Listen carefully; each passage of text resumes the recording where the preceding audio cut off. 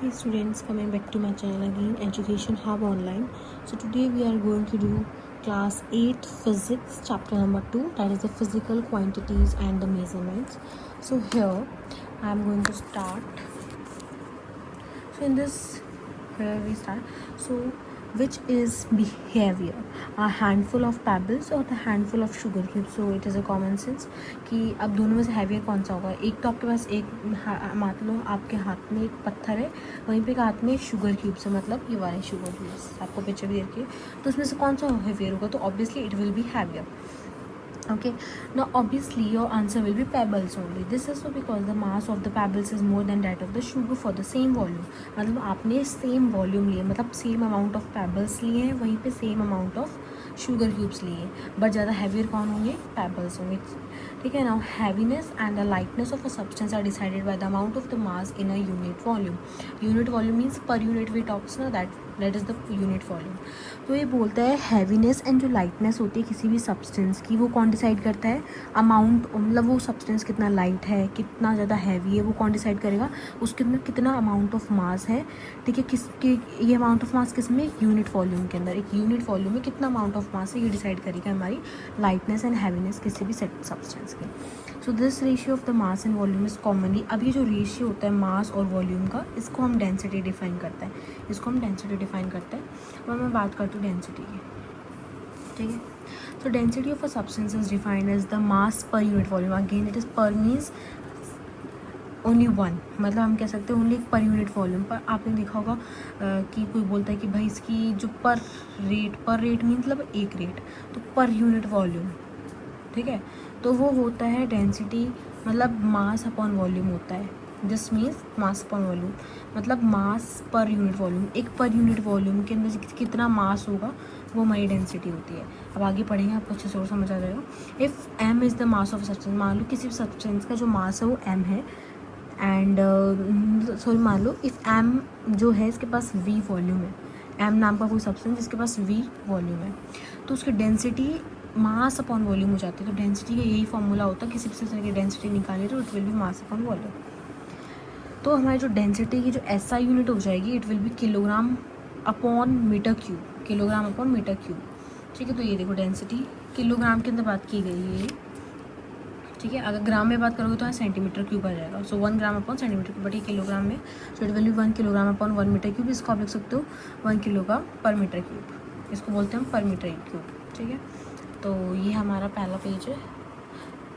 अगर आपको कोई भी डाउट हो तो आप कमेंट कर सकते हो, मैं वापस एक्सप्लेन कर सकती हूँ. ओके. द नेक्स्ट है come the CGS unit of density. अब देखो यस मैंने बोला था ग्राम्स पर सेंटीमीटर क्यूब लिख सकता है, तो ये हमारे सिर्फ CGS यूनिट के अंदर हम लिख सकते हैं ग्राम सेंटीमीटर क्यूब. ठीक है. SI यूनिट के अंदर हमेशा डेंसिटी की जो SI यूनिट होती है वो हमेशा किलोग्राम पर सेंटीमीटर क्यूब होती है. सॉरी, SI यूनिट जो होती है वो अपने पास होती है किलोग्राम पर मीटर क्यूब, एंड जो CGS यूनिट हो जाएगी डेंसिटी की वो हो जाएगी अपने पास ग्राम सेंटीमीटर क्यूब. ठीक है. अब ये देखोगे 1 किलोग्राम पर मीटर क्यूब को हम ऐसे लिख सकते हैं. ठीक है. तो 1 किलोग्राम में कितने होते हैं ग्राम? 1000 ग्राम होते हैं. एंड 1 मीटर क्यूब का मतलब होता है जिसको हम, अब आप जानते हो किलोग्राम के अंदर कितने ग्राम होते हैं? 1000 ग्राम होते हैं. एंड 1 मीटर में 100 सेंटीमीटर होता है. तो ये कितना है? क्यूब है. दैट मीन्स 3 टाइम्स 100 आ जाएगा, जिसको हम लिख सकते हैं 1 ग्राम अपॉन 1000 सेंटीमीटर क्यूब. ठीक है. तो हम लिख सकते हैं कि तो 1000 किलोग्राम पर मीटर क्यूब किसके बराबर होता है? 1 ग्राम पर सेंटीमीटर क्यूब. अभी कुछ डेंसिटीज़ है कुछ सब्सटेंसेस की जो आपको याद रखनी है. ठीक है. इसमें इम्पोर्टेंट तो मेनली ज़्यादा एयर आइस आयरन कॉपर इनका कर सकता हूँ, और ये सारी इंपॉर्टेंट आप बात करें. Now the measurement of the density of a solid. To determine the density of a solid we have to find its mass and volume. मतलब अगर हमें किसी भी सॉलिड की डेंसिटी का मेजरमेंट करना है तो देखो क्या होता है, पहले किसी भी चीज़ की अगर आपको डेंसिटी करनी पड़ती है, फॉर एग्जांपल यहाँ पे सॉलिड दे दिया, अगर आपको सॉलिड की डेंसिटी डिटरमाइन करनी है then what you have to do, अगर आपको उसको क्या फाइंड करना पड़ेगा? मास एंड वॉल्यूम फाइंड करना पड़ेगा. ठीक है. The mass of the solid is measured by using a beam balance. अब उस सॉलिड का अगर आपको मास देखो, मैंने बताया कि डेंसिटी का फॉर्मूला मास अपॉन वॉल्यूम होता है, तो ऑब्वियसली उसकी डेंसिटी को फाइंड करने के लिए हमें मास वॉल्यूम पता होना चाहिए। आप किसी सॉलिड का आप मास कैसे निकाल सकते हो, मेजर कर सकते हो बीम बैलेंस या फिर फिजिकल बैलेंस की हेल्प से। The volume of a regular solid can be measured by finding its dimensions and then using some specific formulas. ठीक है, तो आप जो वॉल्यूम होता है, जो रेगुलर सॉलिड होता है, तो उसकी जो वॉल्यूम होती है आप कैसे मेजर कर सकते हो, उसके डायमेंशंस की वजह से। डायमेंशन होते हैं उसके मेजरमेंट्स, ठीक है, उसको या फिर कुछ स्पेसिफिक फार्मूलाज यूज़ करके आप उनका फाइंड कर सकते हो। मैथ्स में आप यूज़ करते हो ना, सॉलिड या फिर सिलेंडर, कोन, इन सब की आप वॉल्यूम कैसे निकाल सकते हो। मास की भी अलग फार्मूलाज होते हैं, तो आप वो निकाल के कर सकते हो। मास वॉल्यूम पता हो जाएगा तो आप डेंसिटी निकाल सकते हो। मतलब मैथ के वाले फॉर्मूले आप यूज़ कर सकते हो to find the volume and mass. And जब आपको मास एंड वॉल्यूम अगर आपको किसी सॉलिड का पता चल जाए, देन डेंसिटी इजीली कैलकुलेट हो जाएगी, क्योंकि डेंसिटी का फॉर्मूला मास अपॉन वॉल्यूम होता है। अब देखो एक न्यूमेरिकल आया है यहाँ पे, तो न्यूमेरिकल में देखते हैं the mass of an iron cuboid. अपने पास एक आयरन क्यूबॉइड है जिसका मास दे रखा है, ठीक है, तो मास का दे रखा है 235 ग्राम। अगर इसकी लेंथ, ब्रेथ एंड थिकनेस ये 5, 3 एंड 2 है respectively, then you have to find the density. Obviously अब ये दो आपको बता देती हूँ, ये देखो किसकी दे रखी है, आयरन,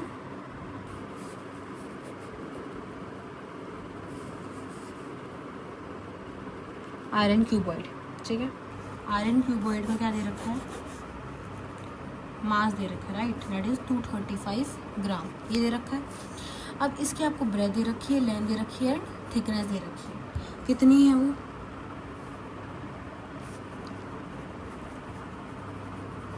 तो इसकी ब्रेथ 5, लेंथ 3, थिकनेस 2, तो ये सब आपको दे रखा है। ओके, अब आपको फाइंड करनी है डेंसिटी। तो वॉल्यूम तो इनकी हेल्प से आप फाइंड कर सकते हो, वॉल्यूम आप इसकी हेल्प से फाइंड कर सकते हो। कैसे फाइंड करोगे, देखो अगर आपको वॉल्यूम निकालनी पड़ेगी तो आपको length into breadth into thickness करना पड़ेगा, that is will be 2 into 3 into 5। तो जब आप इनको इंटू करोगे तो अपने पास 30 आता है। अब ये आएगा किस में, सेंटीमीटर में आएगा, क्योंकि ये सारे के सारे किस में दे रखे हैं, सेंटीमीटर में दे रखे हैं, तो आपके ये भी किस में आ जाएंगे, सेंटीमीटर क्यूब के अंदर आ जाएगा। 30 सेंटीमीटर क्यूब इसलिए लिखेंगे क्योंकि आप फॉर्मूला जानते हो, व्हाट इज़ द फॉर्मूला, मैंने बताया था आपको कि ऐसा यूनिट के अंदर अपना कितना होता है, 1 किलोग्राम पर मीटर क्यूब, बट यहाँ पे सेंटीमीटर दे रखा है तो उसका क्या हो जाएगा 1 ग्राम पर सेंटीमीटर क्यूब, तो हम क्यूब लगा देंगे यहाँ पे, ठीक है। उसके बाद हम डेंसिटी फाइंड करेंगे, तो मास अपॉन वॉल्यूम होता है, तो मास अपना है 235 अपॉन 30। आप इसको काट के करोगे तो 7.8 अपने पास ग्राम पर सेंटीमीटर क्यूब आ जाएगा। तो ये आपका पूरा न्यूमेरिकल के आया, आई होप आपको समझ आ गया होगा। अब नेक्स्ट अपने पास आता है मेजरमेंट। वो था अपने पास measurement of the density of a solid. किसी भी सॉलिड की सॉलिड होता है उसकी डेंसिटी को आप कैसे मेजर कर सकते हो। दूसरा अपने पास इरेगुलर सॉलिड होता है, मतलब आप इरेगुलर सॉलिड की जो आप मास वॉल्यूम होता है ना, आप कोई भी फॉर्मूले से या फिर कोई भी फिजिकल बैलेंस, बीम बैलेंस जो होता है ना, वो आप इसमें यूज़ नहीं कर सकते हो। आपने हमें से जो रेगुलर सॉलिड होता है आप उसको फॉर्मूला के हेल्प से, लाइक सॉलिड को, ये सारे रेगुलर सॉलिड होते हैं, आप इनके मास वॉल्यूम आप आराम से कैसे फाइंड कर सकते हो, एकदम आराम से फॉर्मूले, मैथ के जो फॉर्मूले होते हैं आप यूज़ कर सकते हो। But in case of irregular solid there is nothing like that, because here is something different, because there is irregular shape, we do not have a regular shape, so in that case we cannot use it formulas. So we have discussed that the density of a solid can be determined by measuring its mass and volume. We have already studied कि किसी भी solid की आप density कैसे determine कर सकते हो, उसके mass and volume को determine करके, उसको पता करके। आप जो वॉल्यूम होता है इरेगुलर सॉलिड का, आप किसी फॉर्मूलाज की हेल्प से आप यूज़ उसको फाइंड नहीं कर सकते हो। इरेगुलर सॉलिड होता है उसके वॉल्यूम को आप फॉर्मूला की हेल्प से मेजर नहीं कर सकते हो। इस केस के अंदर means is done in that case जो measure the volume of a regular solid. जैसे आप रेगुलर सॉलिड में आप फॉर्मूलाज यूज़ कर सकते हो, इस केस में रेगुलर सॉलिड के अंदर इस केस में आप यूज़ नहीं कर सकते हो। So how do we find the volume of an irregular solid, तो आप वॉल्यूम कैसे फाइंड कर सकते हो, here is a question. It can be found by using the liquid displacement. अपने पास एक मेथड आता है that is known as the liquid displacement method, ठीक है। इस मेथड के अकॉर्डिंग, ठीक है, इस मेथड के according when a solid is completely immersed in a solid it displaces the liquid equal to its volume.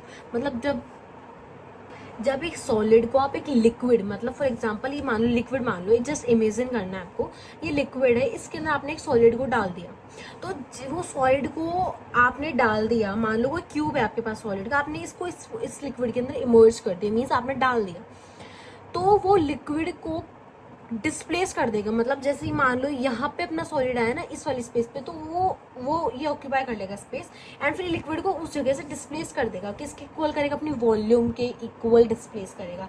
ऐसे नहीं है सॉलिड डाला अपने हिसाब से उस लिक्विड को कहीं और डाल दिया, नो, ये अपनी वॉल्यूम के इक्वल लिक्विड को डिस्प्लेस करेगा। ठीक है, इसका मतलब होता है that this means the volume of the displaced liquid is taken as the volume. मतलब अब इरेगुलर सॉलिड का वॉल्यूम फाइंड करने के लिए इस मेथड के अंदर जितना डिस्प्लेस वॉल मतलब जो लिक्विड डिस्प्लेस्ड हुआ है उसको क्या माना जाता है? सॉलिड का वॉल्यूम। ठीक है, and the volume of an irregular solid can be measured by using either measuring cylinder या फिर यूरेका कैन। अब अपने पास इरेगुलर सॉलिड की वॉल्यूम फाइंड करने के लिए बस दो डिवाइसेस हैं, एक तो यूरेका कैन होता है, एक अपने पास मेजरिंग सिलेंडर होता है। अब देखो मैं पहले आपको ये वाली लाइन अच्छे से समझाती हूँ इस केस के अंदर है क्या एक्चुअली। इस केस के अंदर देखो मान लेते हैं ये बीकर है मेरे पास, ओके गाइस।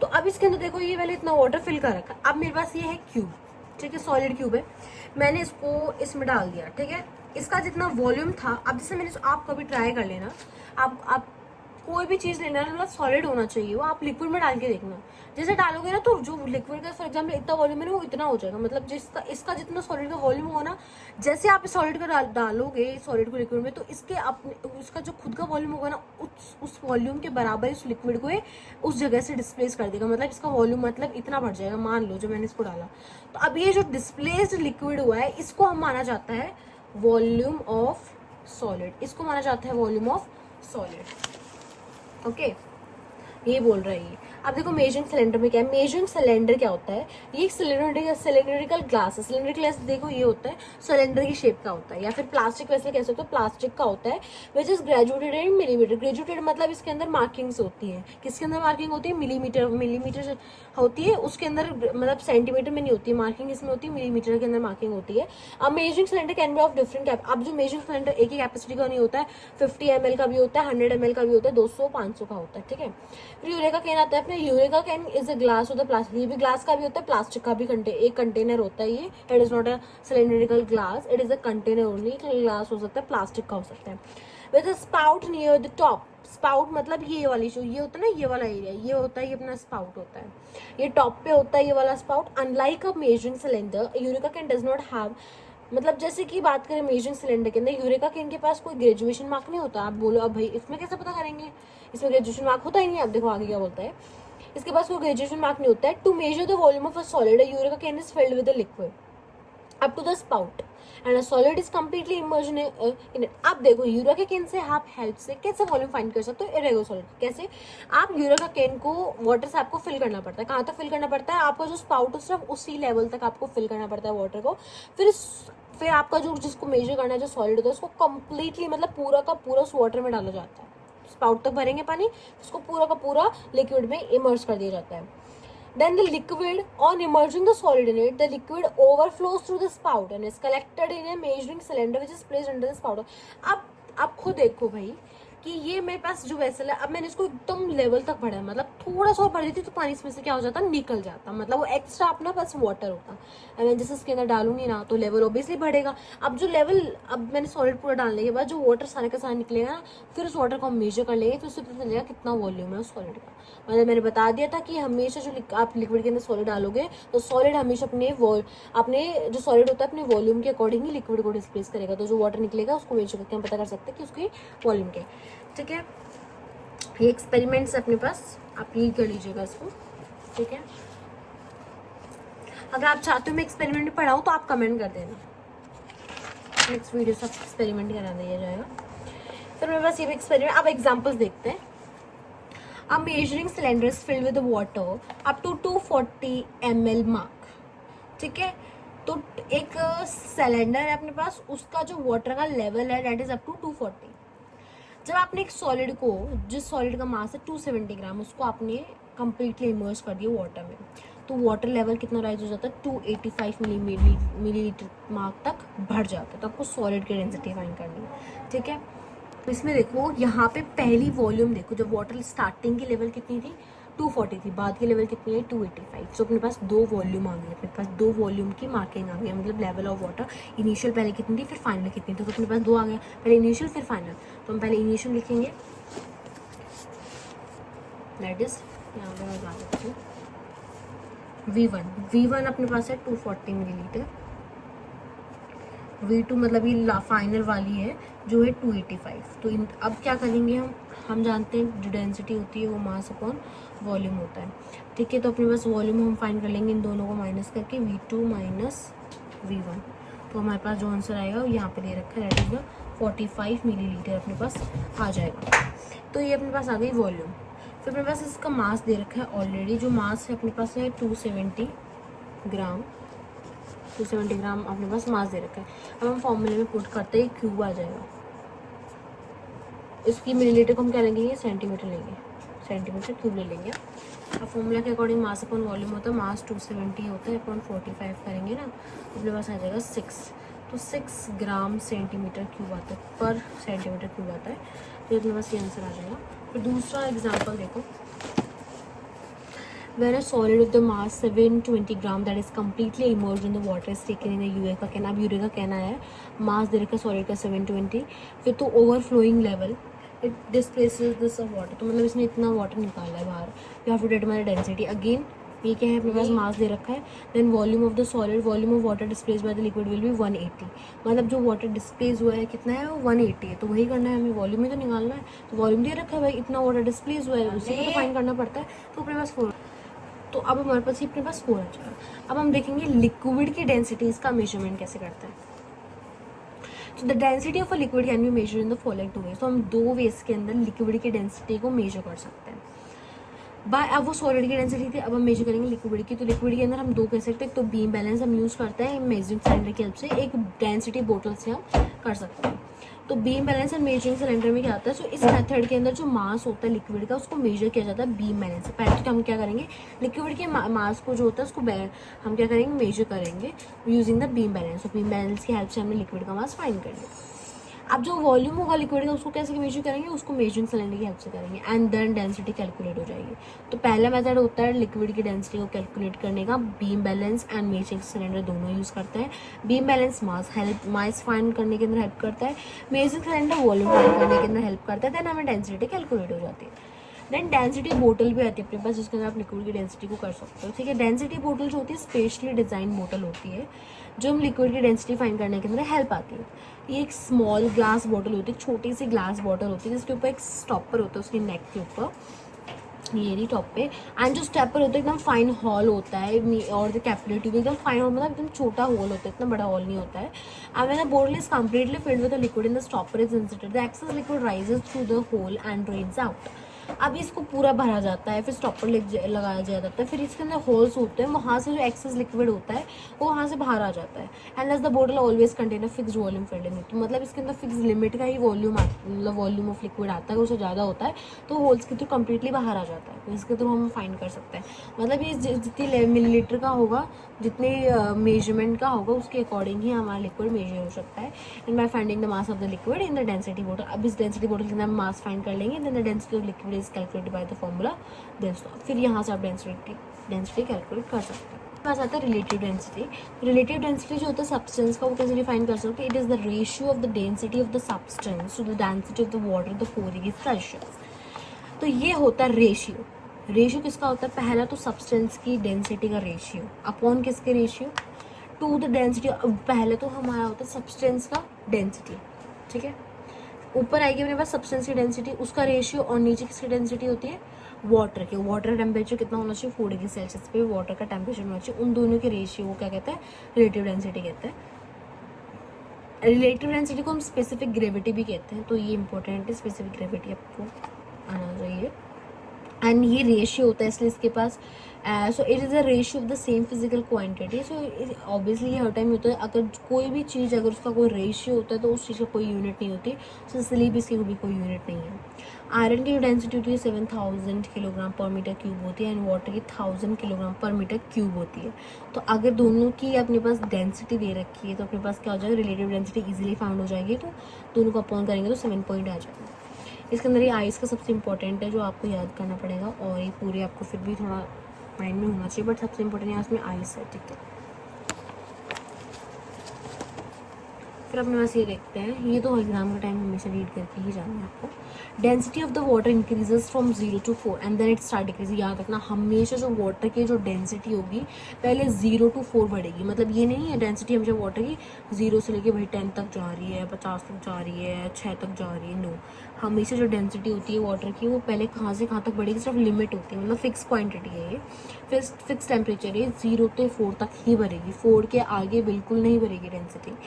उसके बाद ये डिक्रीज होना शुरू कर देगी। इसका मतलब होता है कि जो डेंसिटी होती है वो वाटर की जो डेंसिटी होती है मैक्सिमम वो कितने पे होती है, 4 पे होती है। इसलिए हमने वहाँ पे रेशियो कितना लिया है, 4 लिया है, क्योंकि जो मैक्सिमम 4 ही होता है, क्योंकि उसके बाद वो डिक्रीज होना शुरू हो जाती है। The relative density can also be defined as the ratio of the mass of a certain volume of the substance. Obviously कोई भी सर्टेन मास, जो सर्टेन वॉल्यूम हो सकता है सब्सटेंस का, देन हमारे पास मास हो सकता है उसी सेम वॉल्यूम ऑफ वाटर का एट द 4 डिग्री सेल्सियस। और न्यूमेरिकल आता है, the mass of an empty density बोतल इज 28 ग्राम। मतलब अपने पास एक खाली बोतल है जिसका मास दे रखा है 28 ग्राम। जब उसको भरा जाता है पानी से तो उसका मास इतना आ जाता है। Its mass is 48 gram when it is filled with alcohol. फिर जिसको अल्कोहल से भरा जाता है तो 48 ग्राम आ जाता है। तो आपको निकालनी है वॉल्यूम किसकी, वो भी डेंसिटी बोतल की। तो अब इसलिए आपको 3 मास दे दिया, आपको मास 1 दे दिया, मास 2 दे दिया एंड मास 3 दे दिया, ठीक है। 3 मास दे दिए, तो तीनों मास हम नोट डाउन कर लेंगे, जैसे लोगों ने नोट डाउन कर लेंगे। फिर देखते हैं वाटर का मास, क्योंकि वो तो अलग है ना, अल्कोहल एक अलग चीज़ है, वाटर एक अलग चीज़ है, एंड खाली बोतल भी अपना डिफरेंट हो जाएगा। बट वाटर के लिए हम क्या करेंगे, 58 में से 28 इसलिए माइनस किया गया है क्योंकि ऑब्वियसली खाली बोतल का मास अलग, वाटर भरने के बाद अलग मास है। तो ये खाली बोतल हम अल्कोहल से इसको वाटर को कंपेयर नहीं कर सकते, खाली बोतल से करेंगे तो 58 को 28 से ग्राम करेंगे, फिर अल्कोहल वाले को 28 से, खाली बोतल से करेंगे ना, इसीलिए हम मास निकाल लेंगे दोनों का। तो अपने पास वॉल्यूम निकालने के लिए हम क्या करेंगे, तो 20 ग्राम जो हमारे पास ये आया है, ठीक है, तो उसको हम करेंगे इंटू 1, ठीक है, इंटू 1 करके हमारे पास 30 सेंटीमीटर क्यूब आ जाता है। यहाँ पे डेंसिटी ऑफ वाटर जो है वो 1 ग्राम पर सेंटीमीटर क्यूब है, इसलिए हमने यहाँ 1 ले लिया, इसलिए हमें यहाँ 30 आ गया।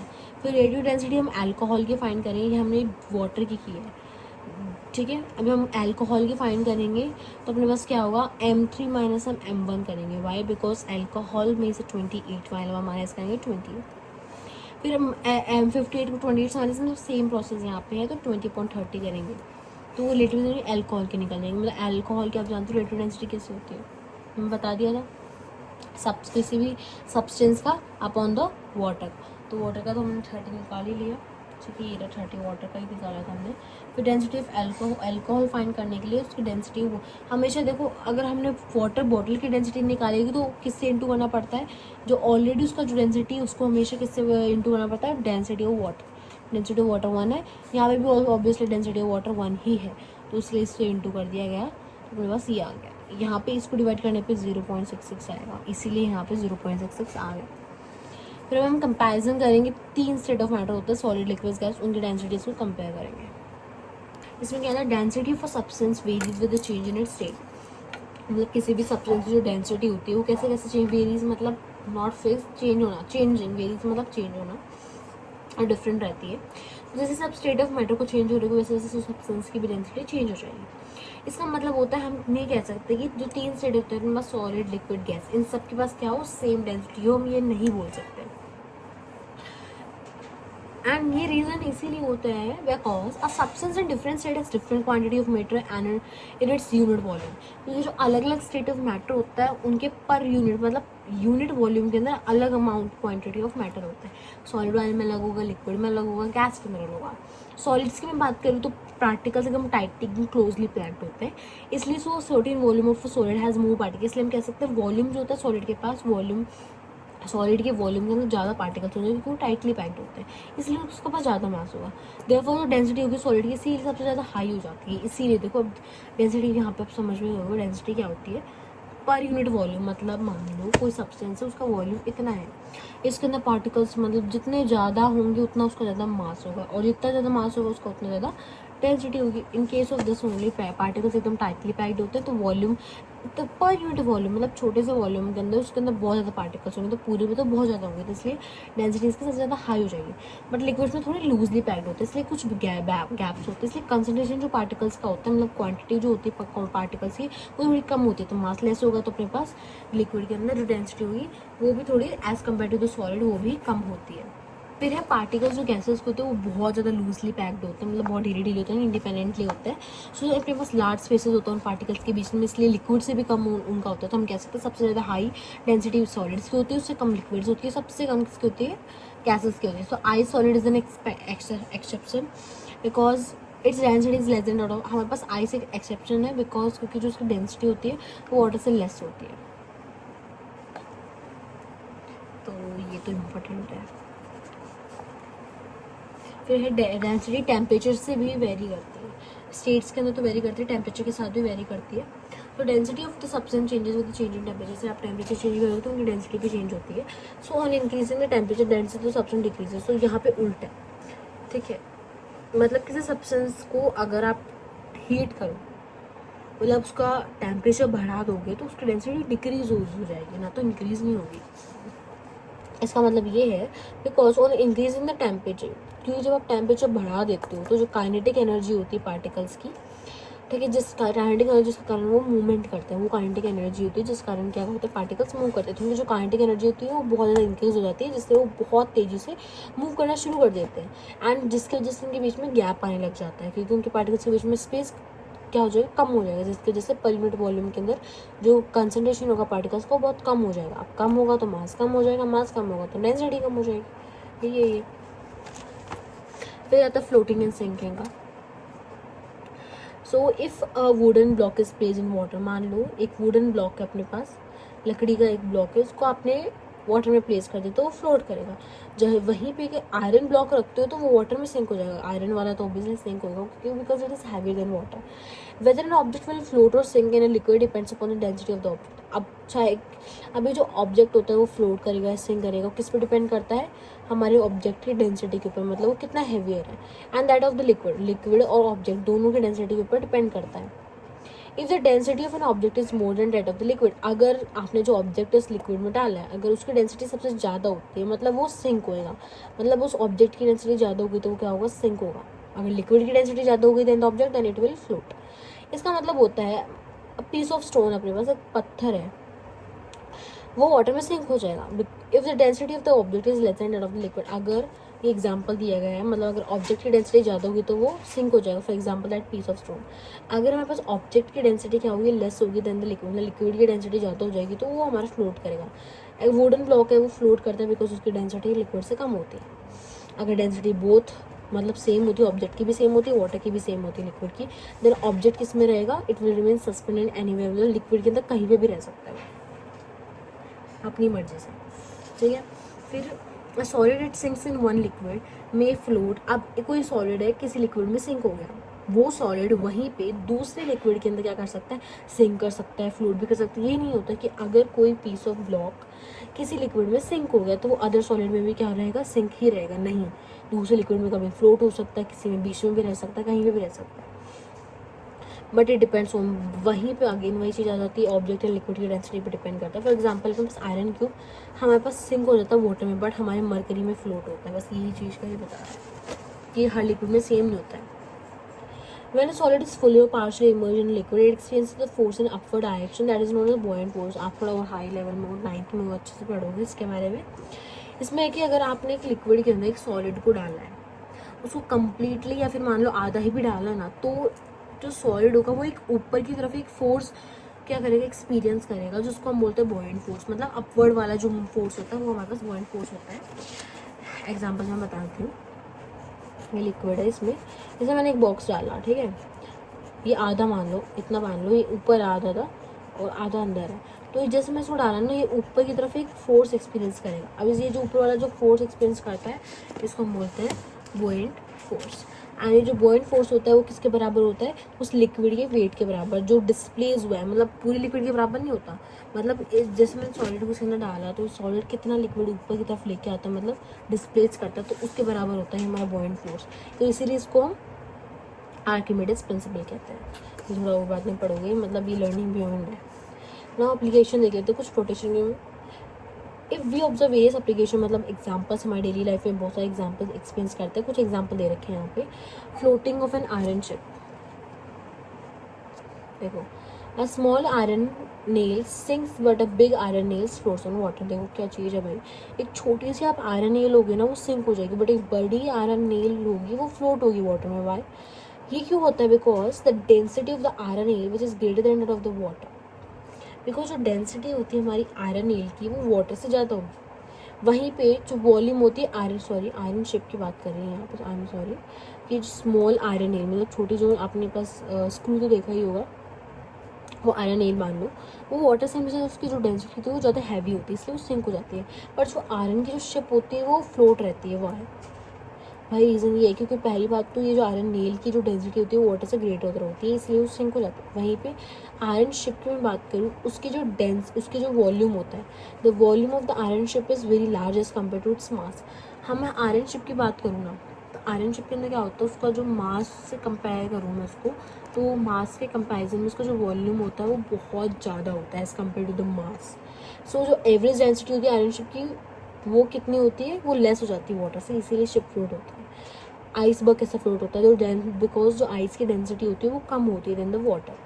ठीक है, देखो आइसबर्ग जो होता है वो ह्यूज मास ऑफ आइस होता है, फ्लोट हो जाता है, क्योंकि जो आइस की हमेशा एक्सेप्शन अपने पढ़ा था यहाँ पे, जो एक्सेप्शन यहाँ पे ये बताता है कि जो आइस होता है उसकी डेंसिटी हमेशा वाटर से कम होती है। वही चीज़ यहाँ पे आ गया, आइसबर्ग भी बर्फ़ का टुकड़ा ही होता है, तो बर्फ़ की हमेशा डेंसिटी वाटर से कम होती है, इसलिए ये फ्लोट करता है।